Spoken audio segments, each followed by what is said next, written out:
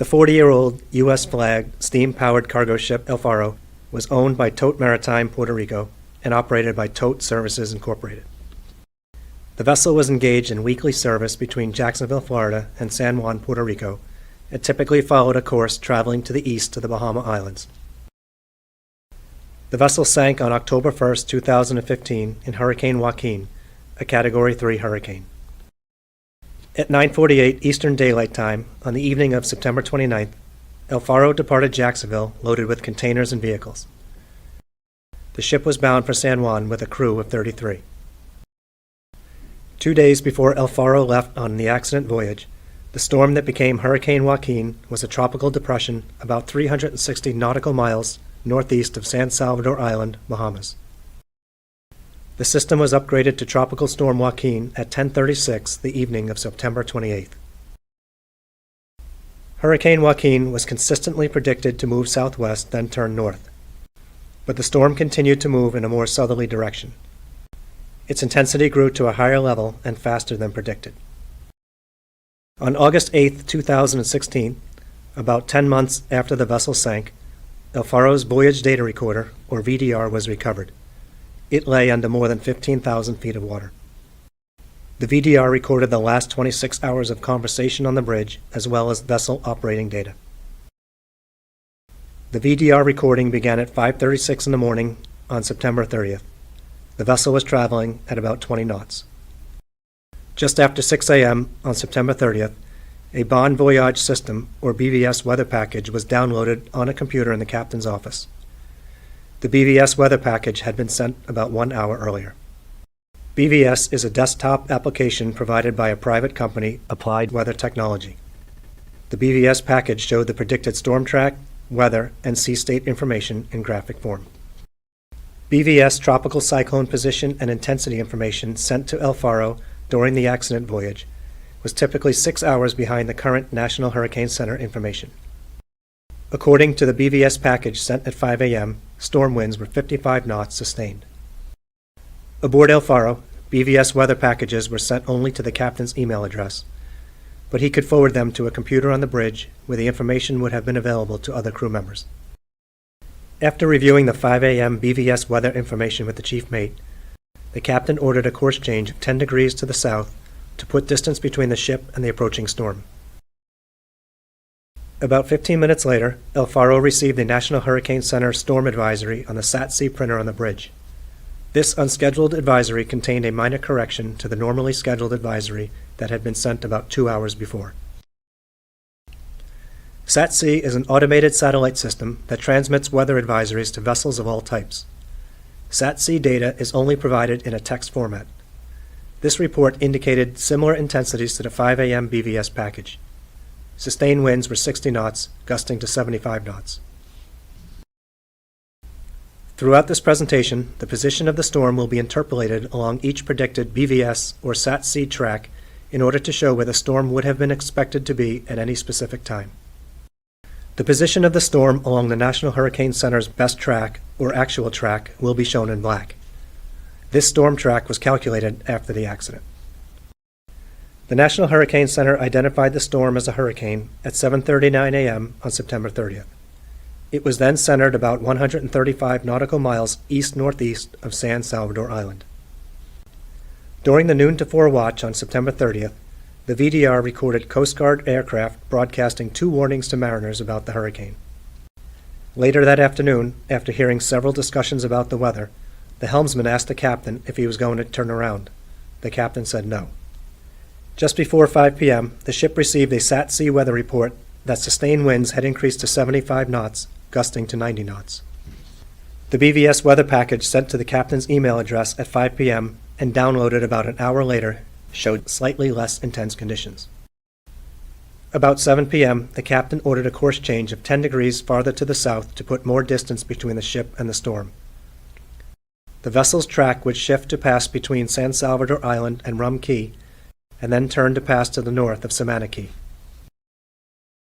After 7:57 p.m. on September 30th, the captain left the bridge and was not heard again on the VDR recording until 4:09 the next morning.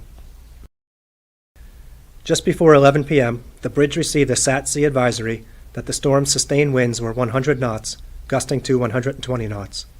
Joaquin was now a Category 3 hurricane. At 11 p.m., a BVS weather package was sent to the captain's computer. It was not downloaded until 4:45 the next morning. After reviewing the updated SAT-C weather report at 11 p.m., the third mate called the captain. He told the captain that on its current track, the vessel would meet the storm at 4 o'clock the next morning. The VDR only recorded audio from the bridge and did not capture the captain's side of the conversation. About 10 minutes later, the third mate called the captain back and said they would be 22 miles from the center of the storm at 4 a.m. and suggested altering their course to head south at 2 a.m. However, this suggested course change was not implemented. At the midnight watch turnover, the third mate told the second mate that they were receiving different information from different weather sources. The second mate reviewed the weather forecast and began looking at the charts for a course to avoid the storm.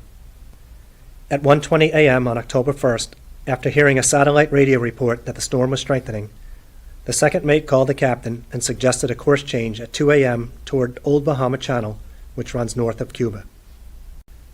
The captain did not agree with the second mate's suggestion.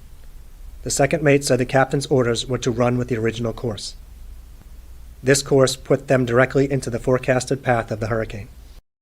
Throughout the second mate's midnight to 4 watch, the weather deteriorated rapidly. The ship began listing to starboard because of the strong winds on the port side, and the vessel was losing speed as it approached the outer bands of the storm. Due to the starboard list and worsening conditions, seawater entered into the partially enclosed second deck of the cargo area through cargo loading and other openings in the hull. Toward the end of the watch, the vessel was unable to maintain its heading using the autopilot system because of the wind and the high seas. At 4:09 a.m., the captain returned to the bridge. He and the crew talked about the weather and the loss of ship speed. Despite the worsening weather, the captain said several times that they would be ahead of the storm. He thought they were on the better side of it, meaning the less dangerous quadrant. The captain was most likely relying on the BVS graphical weather package sent at 5 p.m. the evening before. He had not downloaded the most recent BVS package. Statements on the bridge indicated that the ship was listing to the starboard side, due in part to the strengthening winds on the port side. About 4:40 a.m., the chief engineer called the bridge and said the starboard list was affecting the oil levels in the sumps of engine room machinery. At 4:45 a.m., the captain downloaded the BVS weather package that had been sent about 11 o'clock the night before.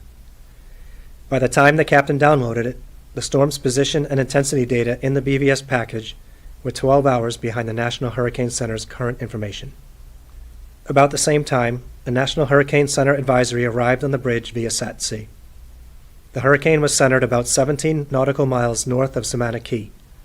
Maximum sustained winds were 105 knots, gusting to 130 knots. The chief mate mentioned a list of possibly 18 degrees, while the captain discussed how oil levels in the engine room were affected by the list, with the engineer who was aboard to supervise the riding gang. At 5:43, the bridge received a phone call that there was water in the number 3 cargo hold. The crew thought that the water was possibly coming from a small open hatch called a scuttle on the second deck.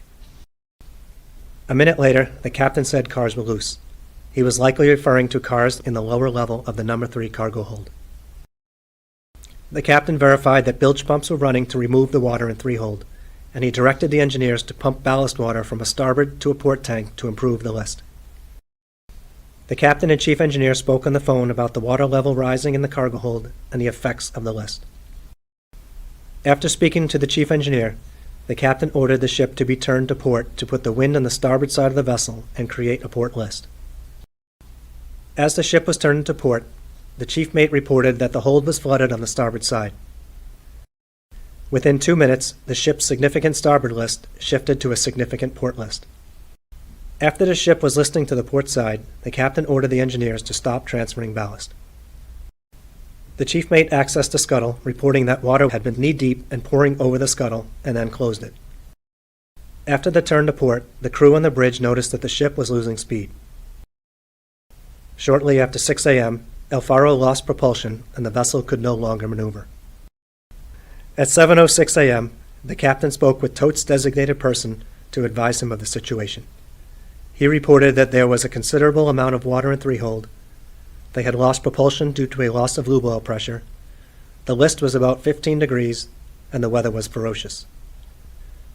Afterwards, the captain told the second mate to send a distress message.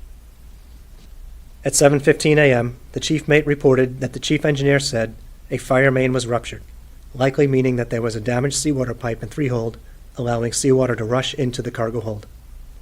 The chief mate reported that cars were floating in the number 3 cargo hold, and a bilge alarm alerted the crew that water began entering another cargo hold.